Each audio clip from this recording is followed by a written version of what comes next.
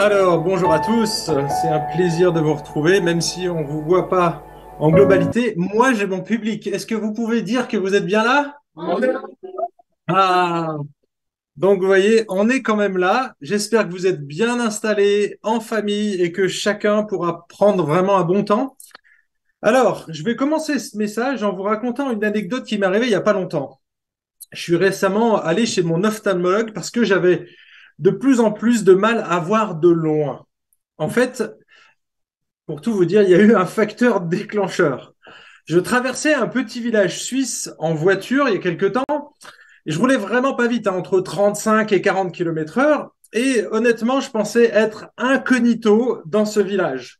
Mais vous savez quoi? Il y avait un paparazzi qui était caché dans une boîte. Alors non, vous voyez bien que c'est une plaisanterie, mais je me suis fait flasher par un radar parce que je n'ai pas vu correctement que la limitation était limitée à 30 km heure et non à 40 km heure. Et au moment, je suis passé, mais avec grand sourire devant cette caméra, tout confiant, et schlac, j'ai pris un flash. Donc, vous imaginez que ça m'a pas fait plaisir. Mais alors, c'est pas une excuse, hein, mais c'est quand même un des éléments déclencheurs qui m'a poussé à aller voir mon ophtalmo. Quelle leçon on peut tirer de cette histoire? Eh bien, moi, je dirais qu'il est préférable d'avoir une bonne vue si l'on ne veut pas s'appauvrir. C'est une des leçons qu'on pourrait tirer, mais c'est pas celle-là que je vais utiliser ce matin. Vous l'avez compris, probablement que vous avez eu cette semaine le titre du message qui s'intitule Votre vision de la vie chrétienne a-t-elle besoin d'être corrigée? Honnêtement, c'est un message réchauffé et amélioré, je peux le dire, que j'ai fait et un des messages qui m'a le plus aidé, qui a le plus impacté ma vie en 20 ans de vie chrétienne. Et j'espère honnêtement que ce matin, ce message va avoir le même impact dans votre vie à vous, soit qui est derrière votre écran, soit qui est assis dans votre canapé.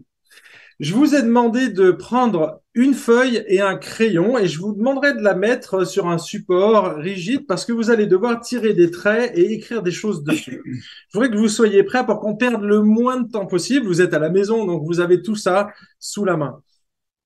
En tout cas, j'ai constaté qu'avec le temps, les jeunes chrétiens avaient une vision assez dualiste de la vie chrétienne. J'avais cette vision dualiste et je pense que si vous êtes un jeune chrétien, vous avez une vision aussi assez idéaliste. Alors, comment je voyais les choses? D'un côté, je vais vous mettre un petit schéma ici que vous allez... Voilà, normalement, ça fonctionne.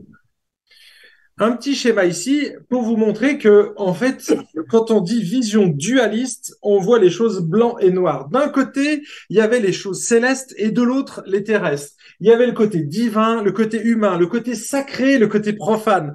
Il y avait des choses qui étaient bibliques et d'autres qui étaient non bibliques. On parlait du monde chrétien et du monde non chrétien. Il y avait une vraie séparation entre les choses saintes et les choses impies, souillées. Vous voyez? Entre les choses qui étaient pures et les choses qui étaient impures, entre la chair et l'esprit.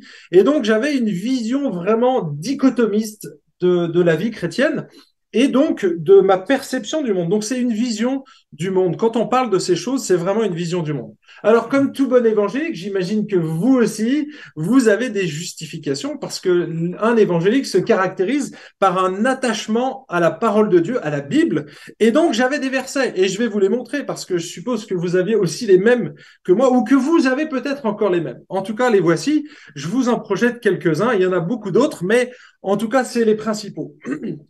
Colossiens 3, versets 1 à 2 nous dit, si donc vous êtes ressuscité avec le Christ, cherchez les choses d'en haut, d'accord, où le Christ est assis à la droite de Dieu. Pensez à ce qui est en haut, d'accord, et non à ce qui est sur la terre.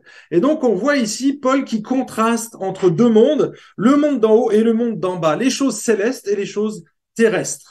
Et donc, on voit clairement ce texte ici. Si je prends le texte à droite dans le tableau, Romains 14, verset 17, là encore, c'est l'apôtre Paul qui parle, et regardez ce qu'il dit. Car le royaume de Dieu, ce n'est pas, ce n'est, pardon, ce non pas Oula, ouais, ouais, c'est non pas le manger ni le boire, mais la justice, la paix et la joie par le Saint-Esprit. Là encore, on voit qu'il oppose deux, en tout cas, d'un regard superficiel. Hein, attention, hein, je ne dis pas ce que c'est ce que dit exactement le texte, mais à premier regard comme ça, on voit qu'il y a une opposition entre le royaume de Dieu et ce qu'on peut faire dans cette vie, le manger et le boire. D'accord?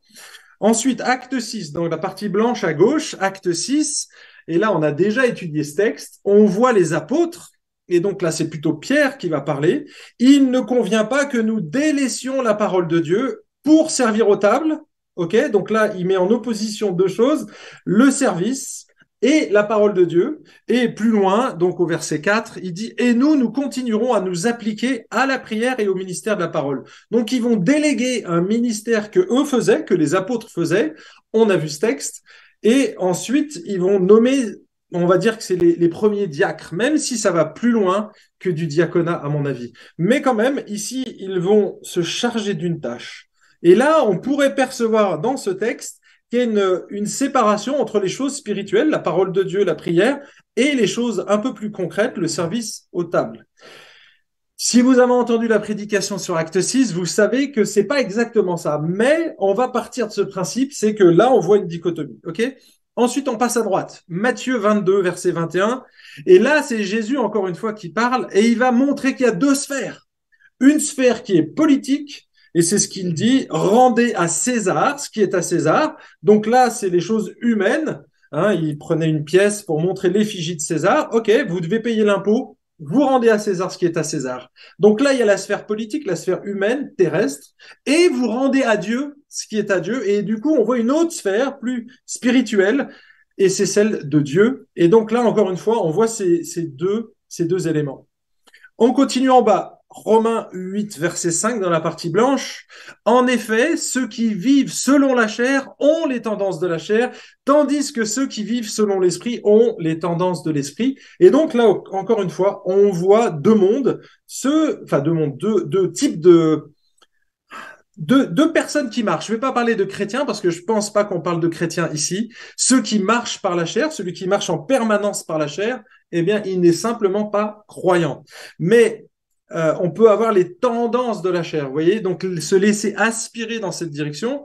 Et donc, il y aurait un monde qui est charnel et un autre plus spirituel, un chrétien qui marche par l'esprit, donc qui va porter le fruit de l'esprit. Et donc là, encore une fois, on voit cette dichotomie. On la retrouve dans la partie droite, dans Galates chapitre 5. Marchez par l'esprit, vous n'accomplirez pas les désirs de la chair, car la chair a des désirs contraires à l'esprit. Et là, il met clairement une opposition entre les deux.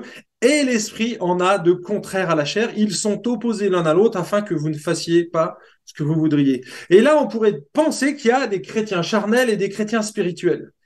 C'est pas exactement ça, parce que si on regarde bien la description de quelqu'un qui marche par la chair, si vous regardez dans Galates 5, au verset 19, vous allez découvrir qu'il s'agit de gens qui n'hériteront pas du royaume de Dieu. Donc là, on peut pas parler de chrétiens, voyez? Et donc, quand on lit superficiellement tous ces textes, on oppose constamment la chair, l'esprit, les choses spirituelles, les choses sacrées, les choses profanes. Voyez? Et c'est finalement un héritage de notre première vision, une vision dualiste de la vie chrétienne, parce qu'on était comme ça avant, et que finalement, on perçoit encore comme ça la vie chrétienne.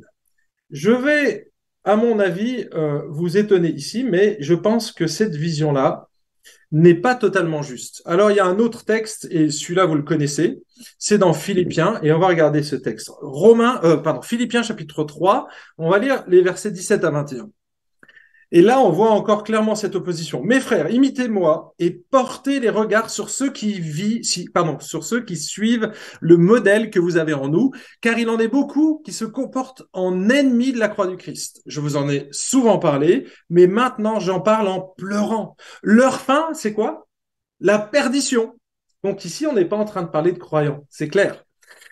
Leur Dieu, c'est leur ventre. Ils mettent leur gloire dans ce qui fait leur honte. Ils ne pensent qu'aux choses de la terre. Quant à nous, notre citoyenneté est où? Dans les cieux.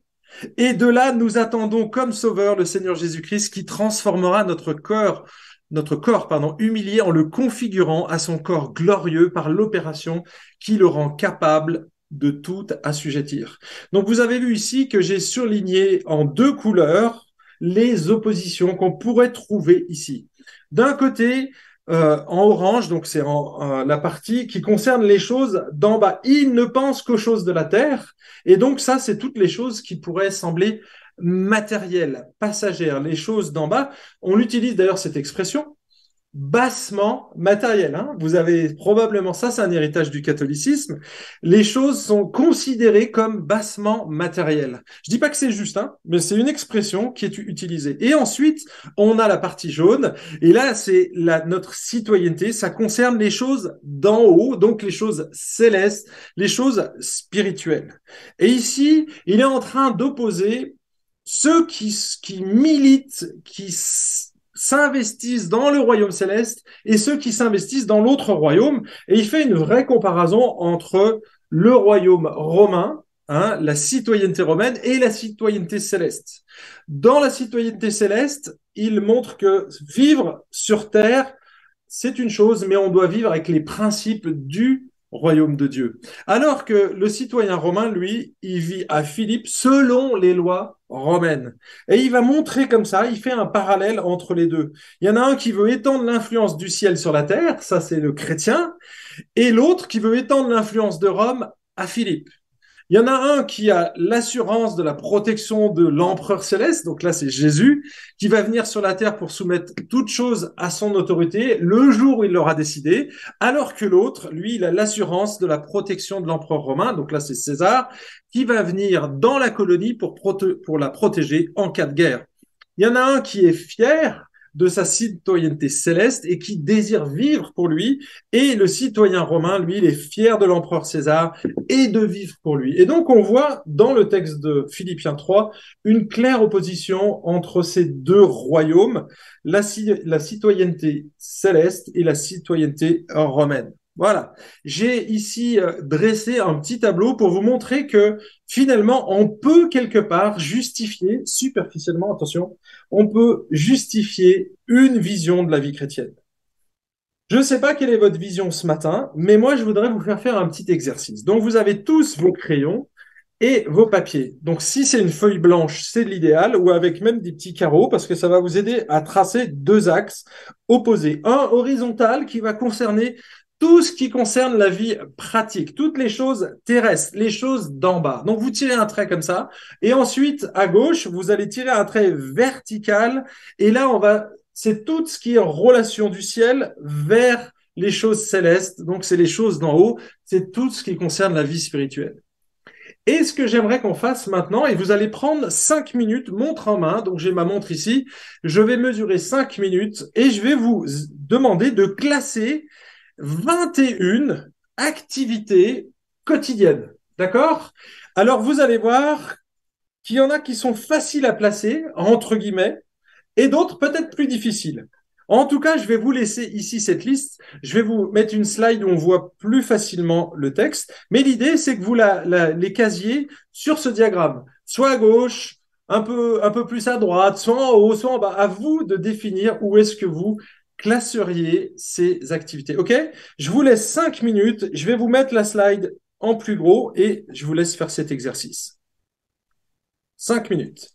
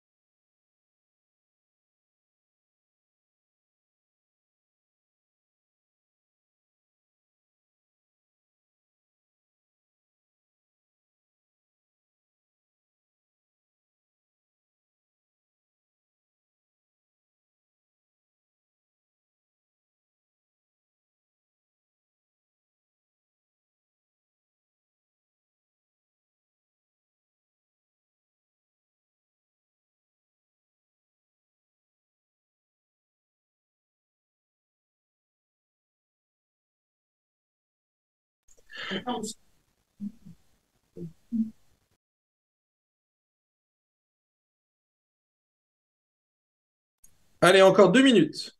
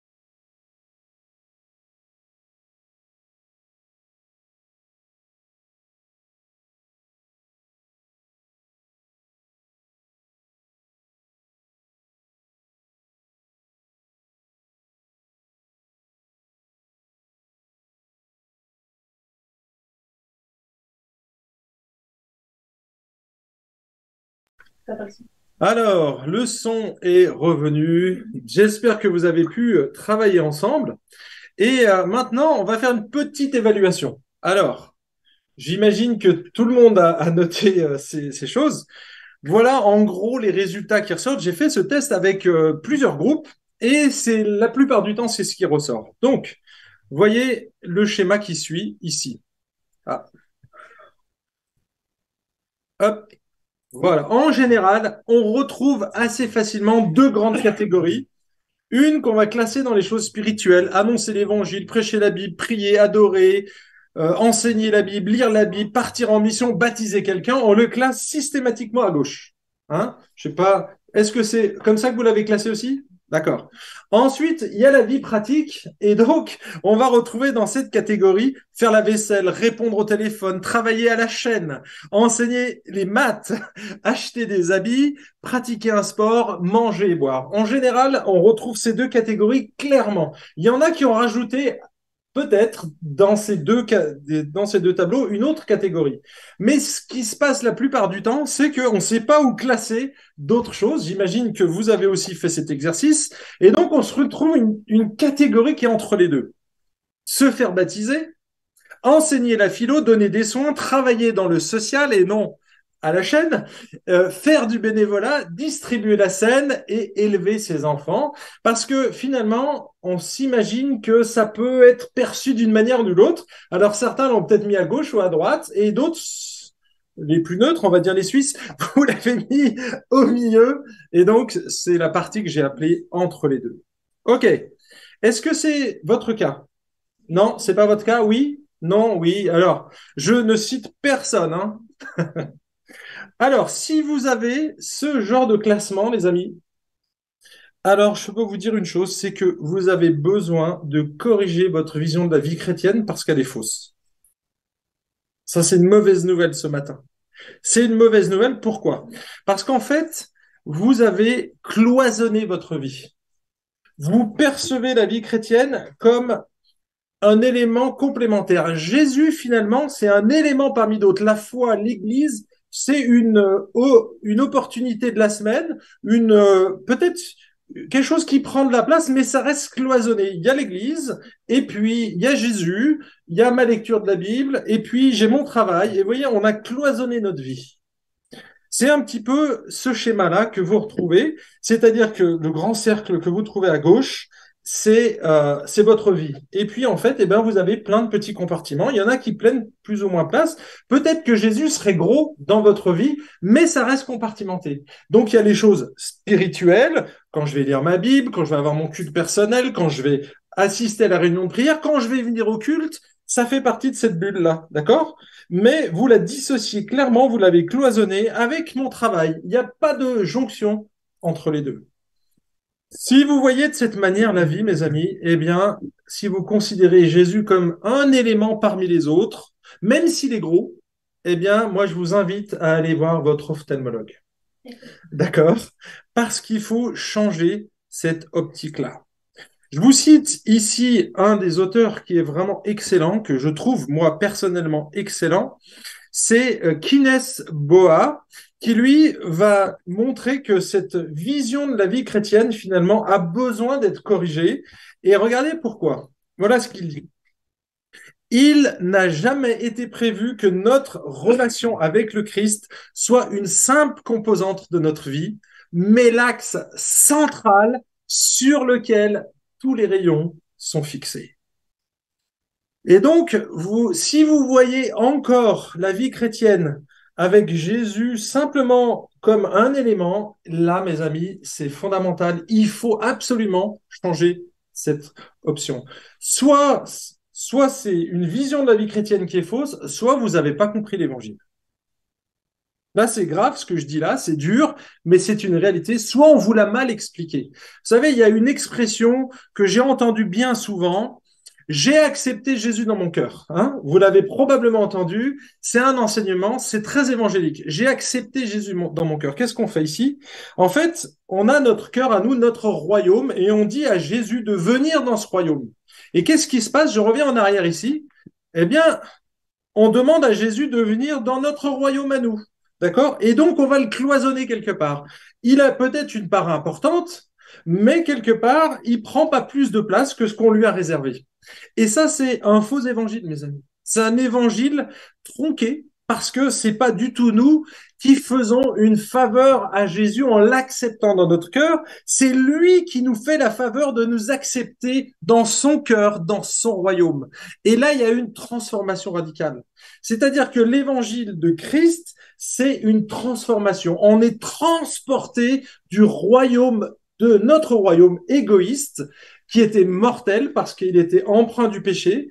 Et Jésus nous accepte malgré ça dans son royaume. Alors il y a la foi et la repentance qui font la transition, mais c'est lui qui nous accepte dans son royaume. Et du coup, Jésus, il n'est pas juste une option, mais il devient central à la vie. Et voilà le schéma qu'il propose dans son livre. J'ai trouvé ça très intéressant, c'est que c'est comme une roue de vélo avec un moyeu central. Sans ce moyeu-là qui rassemble tous les rayons, eh bien, la roue ne peut pas tourner. Et Jésus doit être au centre. C'est ce qu'on appelle avoir une vie décloisonnée ou une vie christocentrée. D'accord? Jésus est au centre de tout. Il doit piloter chaque décision. Il doit être à la source de toutes nos motivations. Et vous allez voir que les versets qu'on avait choisis, qu'on avait regardés un petit peu trop rapidement, vont prendre un autre sens. Et on va en prendre d'autres qui vont vous montrer comment on doit finalement corriger cette vision, si bien sûr vous avez encore cette vision. Les conséquences sont très graves, mes amis, si vous conservez cette vision de la vie chrétienne. Regardez ce que dit ici toujours Kines Boa.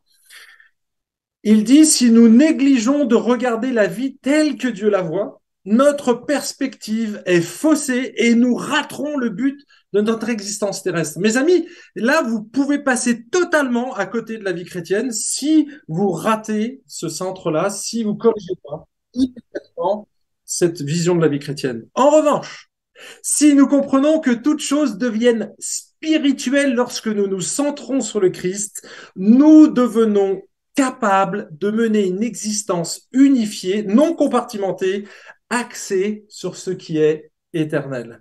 Et mes amis, cette citation est fondamentale. Moi, je vous invite à la relire. Je peux vous les envoyer aussi par mail, mais relisez attentivement, posez-vous pour voir si votre vision de la vie chrétienne n'a pas besoin d'être corrigée. En tout cas, je trouvais que sa représentation de la vie chrétienne était vraiment pas mal. Est-ce que vous voyez maintenant la différence entre ce schéma-là, hein, où Christ est au centre, et l'autre schéma où Christ ne prend qu'une seule partie de la vie? Paul, l'apôtre, va dire que Christ est ma vie et mourir est même un gain. C'est un plus, c'est une bonne chose, c'est un cadeau.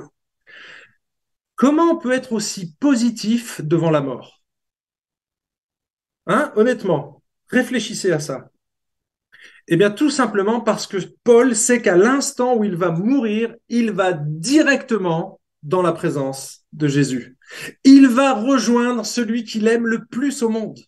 Et donc, c'est pas juste un aspect. Il n'est pas accroché à cette vie, il est accroché à Christ. Et justement, le fait qu'on lui enlève cette vie ici-bas fait qu'il va le rejoindre la chose et la personne qu'il aime le plus. Donc finalement, c'est un cadeau. Et la mort devient un cadeau. Je ne sais pas si tu es terrorisé ce matin à l'idée de mourir. Alors, si c'est le cas, pose-toi honnêtement la question, qui vas-tu rejoindre après cette vie?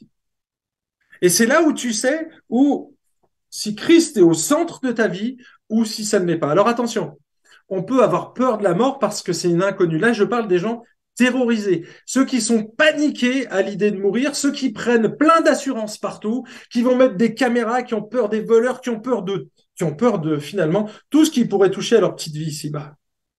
L'apôtre Paul, il avait conscience d'un Dieu totalement souverain et il n'avait pas peur de mourir parce que Jésus était au centre de sa vie et qu'il rayonnait dans tous les aspects de sa vie. Plus tard, Paul dit que s'il vit, si Paul vit, ce n'est pas lui qui vit, mais c'est Christ qui vit en lui. Vous connaissez ce verset dans Galates chapitre 2.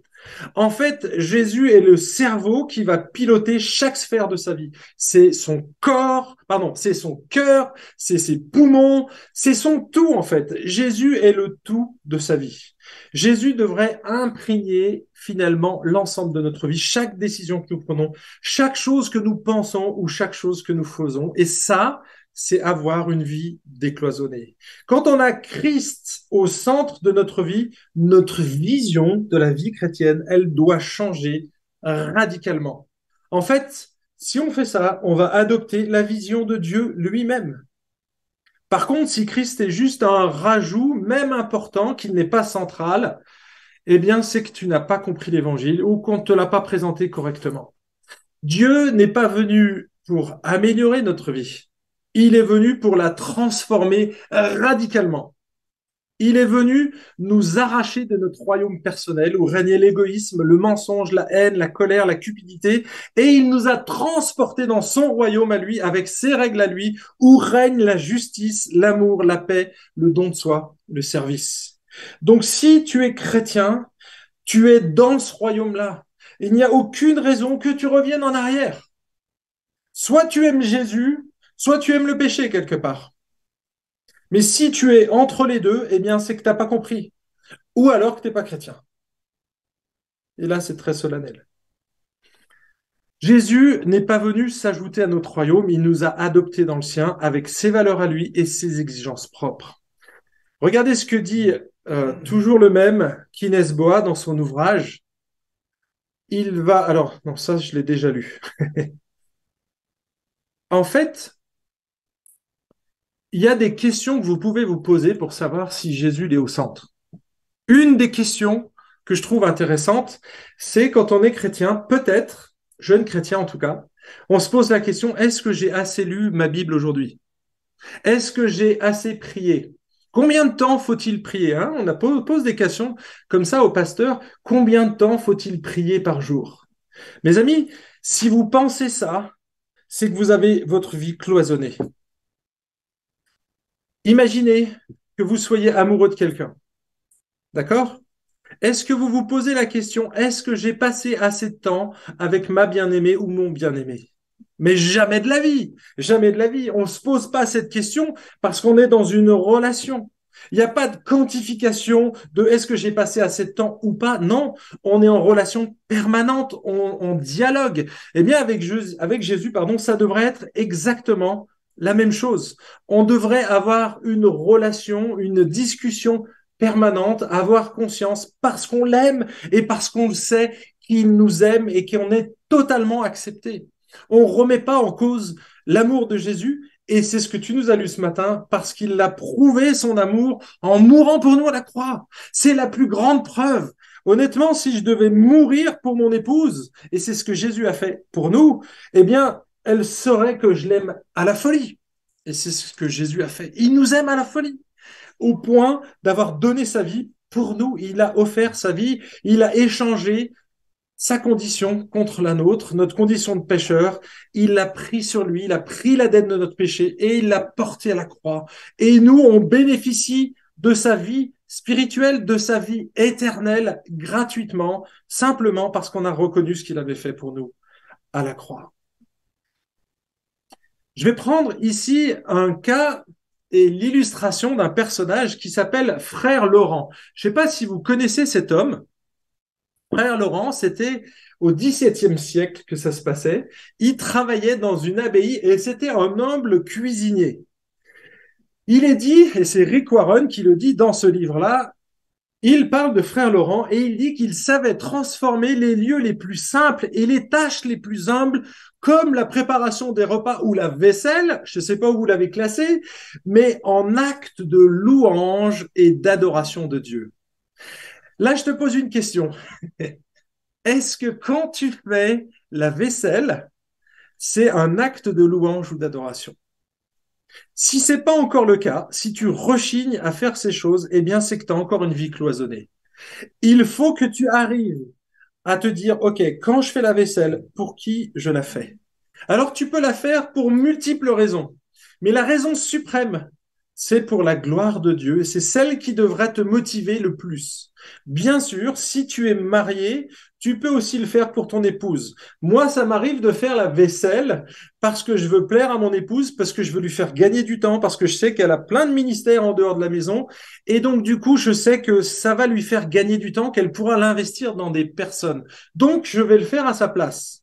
Mais ça peut aussi simplement être la honte, parce qu'aujourd'hui, on accueille plein de gens dans notre maison, et donc, c'est la honte qui va me conduire à faire la vaisselle, et là, c'est pas vraiment de la louange. Vous voyez? Et donc, il faut arriver à ce que la motivation principale, quand on fait quelque chose, ça soit Jésus. Et vous allez voir qu'on retrouvera les passages bibliques qui le justifient.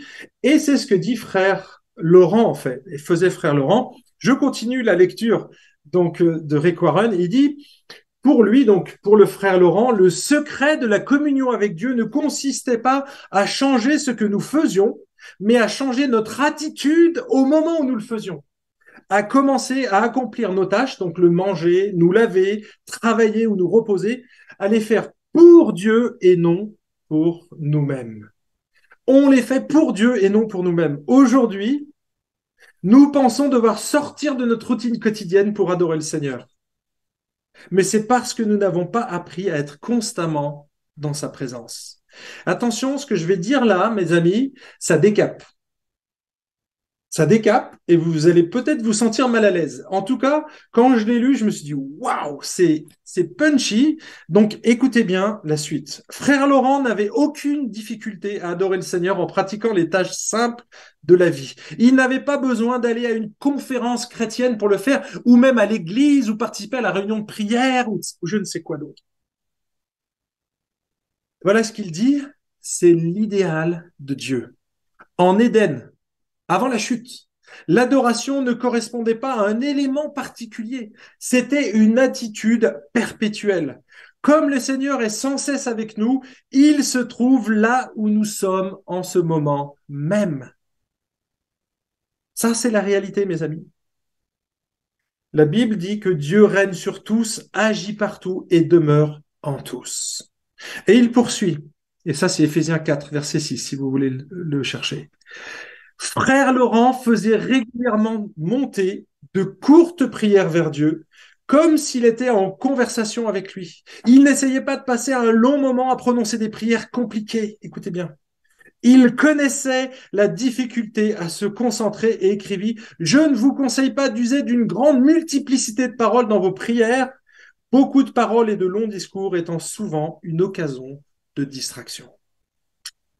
Mes amis, c'était un homme qui avait compris ce que c'était que la présence de Dieu. C'est pas parce que tu lèves les bras au culte, parce qu'il y a de la bonne musique, que tu vas croire que tu ressens la présence, plus la présence de Dieu. Et je ne dis pas que Dieu est absent dans ces moments-là, mais si c'est que le côté émotionnel, mon ami, alors là, tu fais fausse route. Parce que ce que tu penses être la présence de Dieu, c'est juste tes émotions. Et honnêtement, j'en ai autant en écoutant Pavarotti cette semaine, quand on était avec mon épouse et des amis, j'avais autant d'émotions que pendant un culte. Si c'est que le côté émotionnel. C'est pas ça, en fait, la présence de Dieu. C'est prendre conscience que Dieu est là en permanence. En permanence. Et Dieu ne veut pas simplement que tu aies une vie cloisonnée, religieuse. Et je dis encore une fois pas que c'est mauvais d'avoir un culte personnel. Mais la Bible te demande, et nous demande, et me demande, de prier sans cesse. 1 Thessaloniciens 5, verset 17. Comment tu peux prier sans cesse si tu as cloisonné le moment de prière à juste le matin entre 7h30 et 8h moins le quart, ou le soir avant de te coucher, ou le mardi à 19h avec les frères et sœurs? Si c'est ça ta vie de prière, alors tu as une vie cloisonnée. Si la Bible nous encourage, et c'est un commandement, à prier sans cesse, c'est qu'elle nous demande de prier en toutes circonstances et d'avoir conscience que Dieu est présent là où nous sommes, quel que soit le lieu, quel que soit l'endroit. Donc là, vous pouvez être en prière, là, vous qui êtes dans la salle. Et ça serait bien même de prier pour que le Seigneur vous parle ce matin. Ou prier pour le prédicateur. Vous pouvez prier les yeux ouverts. En fait, souvent, quand on rentre dans la relation de prière, observez bien les chrétiens autour de vous, il faut qu'ils ferment les yeux. Et c'est là où on a cloisonné la prière. Où est-ce que vous avez vu dans la Bible qu'il fallait fermer les yeux pour prier? Les Juifs priaient debout, les yeux ouverts, les mains en l'air, la plupart du temps. Mais il y en a qui priaient assis, il y en a qui dansaient, qui chantaient des louanges, c'est de la prière.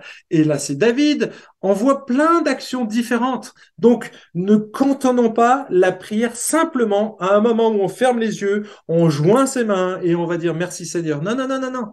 La prière, c'est la prise de conscience que Dieu est là. Et c'est une petite parole toute simple qu'on va faire monter à Dieu. Seigneur, merci parce que je sais que tu es là dans mon travail. Seigneur, aide-moi à finaliser ce dossier parce que honnêtement, c'est compliqué. Mais tu es avec moi, tu m'as donné de l'intelligence. Je sais que tu es là, donc aide-moi. Seigneur, je viens de me faire flasher. Honnêtement, ça me dégoûte, mais je veux me soumettre à l'État. Donc aide-moi à trouver les finances pour payer cette amende que je vais recevoir. Et c'est ça, finalement, avoir une vie de prière continuelle. Prier sans cesse. Dieu se soucie davantage de tous ces petits moments que des moments où on va prier d'une manière très formelle. Écoutez bien ce que dit ici Rick Warren. Il parle de l'amitié avec Dieu. Comment développer une amitié avec Dieu? Vous ne construirez pas une relation étroite avec Dieu simplement en allant à l'église une fois par semaine ou en ayant un culte personnel quotidien. Écoutez bien. Vous tisserez des liens d'amitié avec le Seigneur en partageant toutes vos expériences de vie avec lui. Évidemment, il est important de prendre l'habitude d'avoir chaque jour un culte personnel avec Dieu, mais le Seigneur ne veut pas être limité à un petit moment de votre journée. Il souhaite participer à toutes vos activités, toutes vos conversations, tous vos problèmes et faire partie de vos pensées. Au cours de la journée, vous pouvez sans cesse lui parler, lui dire ce que vous faites ou ce que vous pensez. Prier sans cesse, c'est dialoguer avec Dieu tout en faisant des achats. D'accord? Donc, si vous allez acheter des habits, ne le classez plus, s'il vous plaît, dans le côté charnel, parce que ça peut être un beau moment spirituel avec le Seigneur. Les meilleurs moments avec le Seigneur, vous savez où c'est? C'est sur mon vélo. Et j'ai les deux yeux ouverts, parce que je vois la création et que je suis émerveillé par Dieu. Ça, c'est les meilleurs moments de prière que j'ai. Je continue la lecture. L'expression passer du temps avec Dieu est souvent mal comprise. On pense qu'il faut être seul avec lui. Comme Jésus, nous avons effectivement besoin de passer du temps seul avec le Seigneur, mais il s'agit seulement d'une partie de la journée. Et j'allais dire une toute petite partie de la journée. Toutes nos activités peuvent être du temps passé avec Dieu si nous l'invitons à y participer et que nous restons conscients de sa présence. J'arrête la lecture ici, mais mes amis, là j'ai envoyé plusieurs scuds, des bombes atomiques, probablement que ça va remettre en question votre vie. Et si c'est le cas, c'est une bonne chose. Il fallait que vous écoutiez ce message ce matin. Moi, je trouve ça puissant. Finalement, si Jésus est avec nous, et même en nous, la Bible dit qu'il est en nous, alors tout ce que nous faisons va devenir spirituel. Même la tâche la plus banale qu'on peut imaginer. Regardez ce que dit Kinesboa. Il dit, la vie dans le royaume est un sacrement en ce qu'elle unit le profane et le sacré, le naturel et le spirituel dans un tout sans couture. Et donc, on n'a plus besoin de dissocier dans ce tableau, mais la vie chrétienne, mes amis, la réalité se trouve toujours, toujours au milieu, sur cet axe qu'il faudrait tracer entre les deux. Souvenez-vous de Jésus, la caractéristique de Jésus, parce qu'on est appelé à suivre Jésus. Et qu'est-ce qu'était Jésus? Jésus était 100% Dieu et 100% homme. Il n'était pas un mélange des deux, il n'était pas au milieu. Lui, Jésus, il était à la parfaite jonction entre les deux. 100% homme, 100% Dieu, 100% terrestre, 100% céleste. Et là, je ne parle pas du péché, ok? Mais en fait, c'est ce qu'on devrait viser, parce que cette ligne jaune que vous voyez qui traverse tout l'écran, ça, c'est la ligne de l'éternité. C'est les choses qui ont une valeur éternelle. Et où on justifie ce texte, je l'ai mis ici, c'est 1 Corinthiens 10, 31. Et on voit que Paul va gommer cette dichotomie apparente, mal interprétée. Là, je vous le dis clairement, tout ce que j'ai fait au début du message, c'était pour vous orienter dans une direction. Je vous ai manipulé ce matin. J'en suis désolé, mais c'était pour vous faire prendre conscience de ça. OK, vous connaissez ce verset par cœur. Mais c'est pas le seul. On retrouve aussi en Colossiens 3. Ainsi que vous mangiez, que vous buviez, bref, quoi que ce soit que vous fassiez, faites tout, tout pour la gloire de Dieu. Moi, je trouve ça extraordinaire. C'est que finalement, chaque petit acte de la vie quotidienne, quand vous allez vous laver, vous pouvez aussi vous laver les dents pour la gloire de Dieu. Alors, ça paraît peut-être un peu compliqué au début, mais honnêtement, ça va changer radicalement votre façon de voir la vie chrétienne et de voir Jésus. Non, Jésus, c'est pas simplement le dimanche. Non, c'est pas simplement le matin. C'est toute ta journée, chaque instant qui passe. Et tu dois demander à Jésus, si c'est pas encore le cas, que tu puisses en prendre conscience. Tu peux même regarder une série télé qui paraît peut-être charnelle. Tu peux le regarder à la gloire de Dieu. Tout dépend quelle est ta motivation quand tu fais ça. Alors parfois, c'est vrai qu'on a un peu besoin, ça c'est mon ami Florent qui utilise cette expression, de chewing-gum pour le cerveau. Quand on a travaillé, quand on a été bien chargé, on a besoin de se détendre. Et ça fait partie de la vie. Moi, je fais du vélo, vous pouvez regarder une série. C'est pas un problème de regarder une série télé, d'accord? C'est pourquoi je le fais. Si ça devient quelque chose, une addiction ou quelque chose qui fait que je vais m'échapper, un peu comme Avatar, il y a le syndrome Avatar aujourd'hui, il y a même des suicides, parce que finalement, on est tellement projeté dans un monde virtuel qu'on préfère ce monde virtuel au monde réel. Et donc, Jésus, il n'est pas en train de nous dire, il faut que tu sois simplement, tes pensées soient constamment dans le virtuel. C'est pas ça, en fait. Parce que le spirituel est une réalité, mes amis. On ne le voit pas, mais c'est une réalité. On n'est pas en train de parler de choses virtuelles quand on dit les choses spirituelles. C'est une réalité invisible, mais elle est bien réelle. Alors que Avatar, c'est quelque chose de projeté qui n'existe pas quelque part. C'est du fantasme.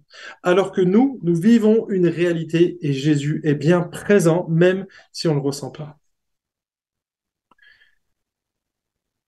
En fait, si tu prends ce schéma-là, tu observes que tu peux faire des choses banales pour la gloire de Dieu et des choses que tu as peut-être qualifiées de spirituelles comme totalement charnelles.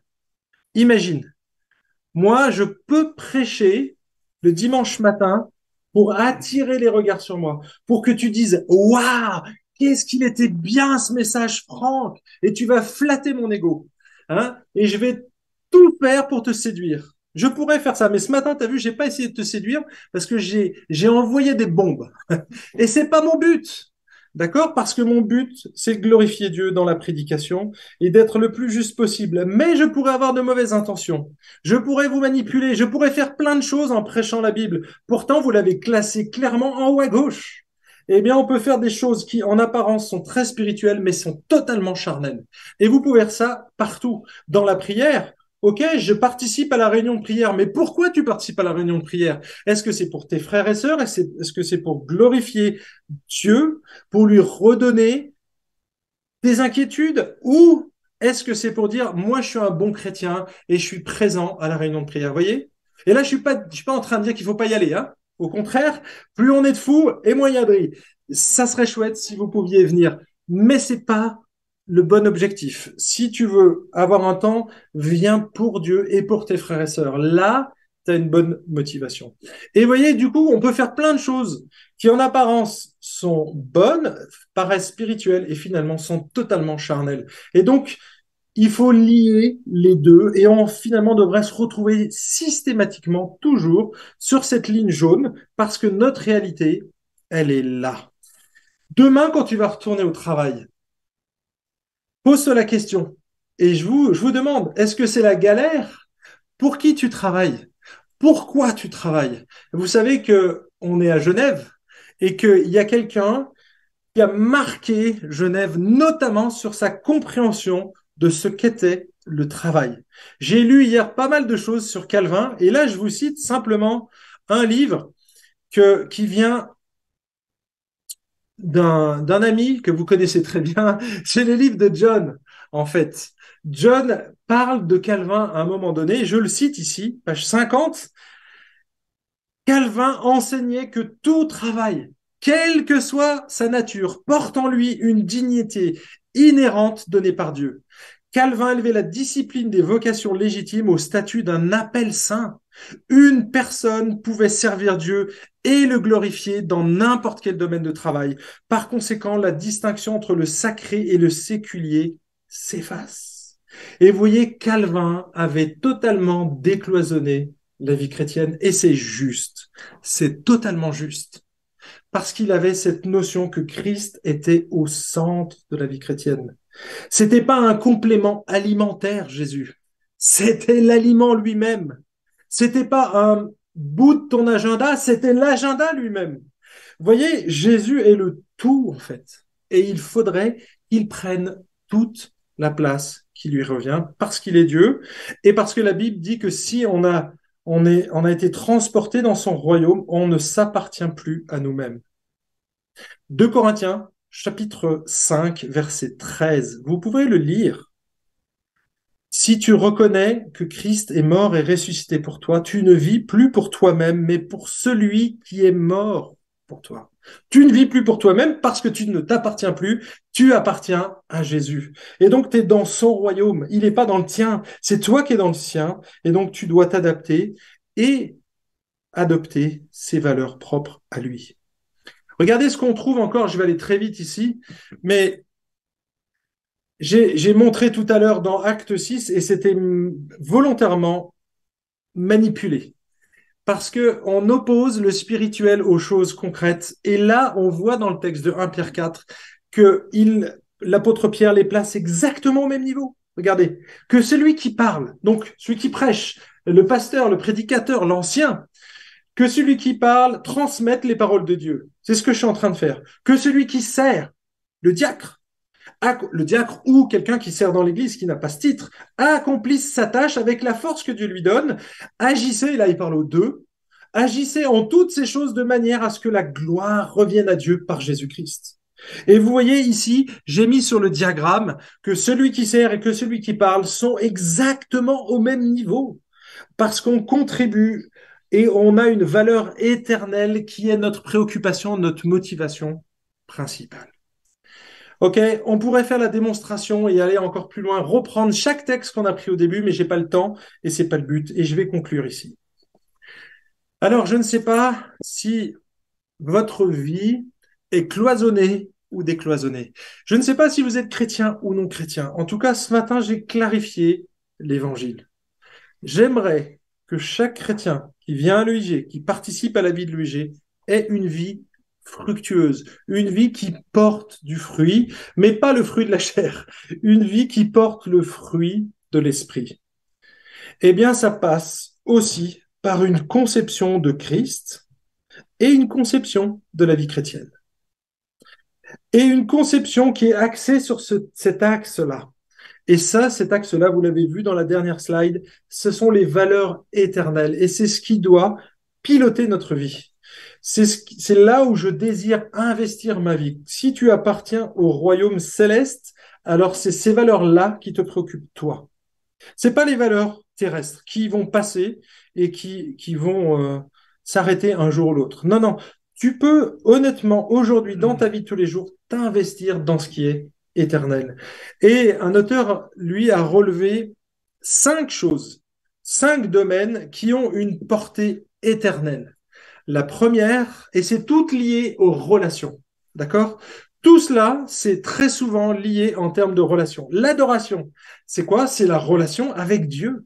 Et oui, tu dois investir du temps avec Dieu, mais c'est tout ton temps, comme on l'a dit. C'est pas simplement 5 minutes le matin, 5 minutes le soir. C'est tout au long de ta journée. Et ça, c'est un acte d'adoration. Prendre conscience que Dieu est là. Mais ce que vous pouvez faire aujourd'hui, c'est les 2 points et les 3 points qui suivent. C'est la communion fraternelle. Ça, c'est tout ce que tu vas investir dans les relations avec tes frères et sœurs dans l'Église. C'est ce qu'on fait ce matin et c'est pour ça qu'on a créé un culte agape. Et derrière, on va pouvoir discuter de ces choses et je vais vous inviter à le faire.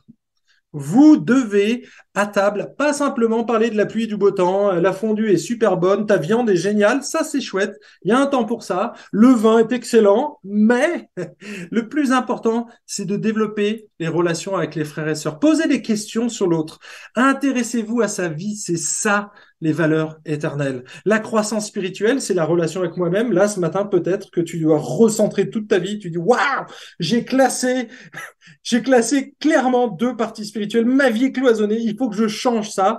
Et tu es peut-être chrétien avec une mauvaise vision ou tu ne l'es pas. Ou tu ne l'es pas.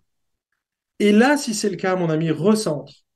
Et dis-toi que Jésus t'aime totalement. Pas parce que tu vas faire quelque chose ou que tu auras fait des bonnes œuvres ou parce que tu as une bonne discipline. Parce que tu sais lire ta Bible tous les matins. C'est pas ça. C'est pas ça. T'as pas compris si c'est ça. Parce que, en fait, Dieu, il t'aime quoi que tu fasses. Il t'aime pas parce que tu vas obéir. Il t'aime parce que Jésus a déjà obéi parfaitement. Il t'aime au travers de Christ et de la mort de Christ. Ça, c'est pourquoi Jésus t'aime et c'est pour ça que tu peux grandir spirituellement. Le service, ça c'est la quatrième, c'est la relation encore une fois avec les autres.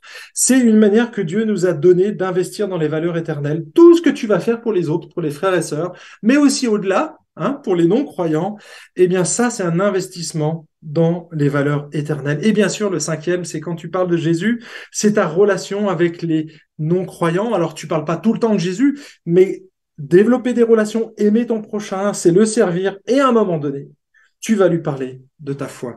Tu vas lui parler de ce Jésus qui est au centre de ta vie. Et si c'est pas le cas, tu vas faire de l'évangélisation. Si il est au centre, tu vis l'évangélisation. Tu vois la différence? Il y en a un, ça va être une activité, l'autre, c'est ta vie. Et j'ai écrit un livre à ce sujet et le sous-titre, c'est l'évangélisation durable, une vie à partager. C'est ça, en fait. C'est quand ta vie quand Jésus est au centre de ta vie, que tu as une vie christocentrée, alors tu ne fais pas de l'évangélisation, tu vis l'évangélisation, tu partages ta vie parce que Christ prend toutes les dimensions dans ta vie. Je vais m'arrêter ici et je vais vous inviter à prier. Alors, vous n'êtes pas obligé de fermer les yeux ce matin et je pense que vous pouvez le faire. Vous êtes en famille. Je vous invite même, après le message, on va arrêter la connexion avec Serge et après le message, je vous invite à prendre un temps, chacun à prier. Vous prenez vos dessins et si vous les avez mis clairement, ces zones, vous prenez un crayon et vous barrez tout ça et vous giclez tout ça ou alors vous prenez un trait, vous coupez en deux et vous dites ça doit tomber tout le temps là-dedans. Je veux décloisonner ma vie. Et ça serait vraiment chouette si vous pouviez le faire. Et dimanche prochain, on se revoit tous avec des vies décloisonnées. Ça peut prendre du temps, mais je pense que votre conception, votre perception, votre vision de la vie chrétienne a changé après ce message. En tout cas, c'est mon souhait. Compris? Et je vais garder les yeux ouverts. Seigneur, on veut te remercier parce que tu es présent ici, devant cette caméra, mais aussi derrière les écrans qui nous regardent, derrière les écouteurs de ceux qui nous entendent. Je te prie vraiment pour que tu touches le cœur des uns et des autres, pour que l'évangile soit clair, pour qu'on réalise qu'on ne te fait pas une faveur en t'acceptant dans notre vie, mais que toi, tu nous fais un cadeau immense en nous acceptant dans la tienne. Ça, c'est l'évangile de Jésus-Christ.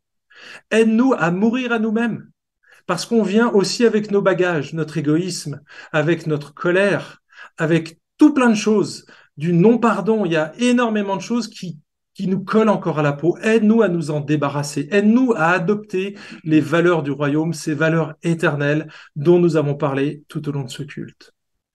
Et je te prie que tu bénisses vraiment mes frères et sœurs, que demain, quand ils vont se retrouver au travail, ils puissent être en mission. Vraiment, qu'ils puissent se sentir totalement entourés de ta présence. Mais tu es même en eux. Mais que demain, lorsqu'ils vont aller au travail, ils ne travaillent plus pour eux-mêmes, mais pour toi. Qu'ils travaillent pour la gloire de Dieu. Seigneur, on peut être un bon boulanger en faisant du bon pain et glorifier Jésus et être un mauvais pasteur en faisant de mauvais messages, en culpabilisant les gens. Et c'est pas mon but ici. Donc je te prie pour qu'on ne sépare plus les choses profanes des choses sacrées. Seigneur, c'est un tout sans couture. Aide-nous à vivre une vie décloisonnée. Et je te prie tout cela au nom de Jésus.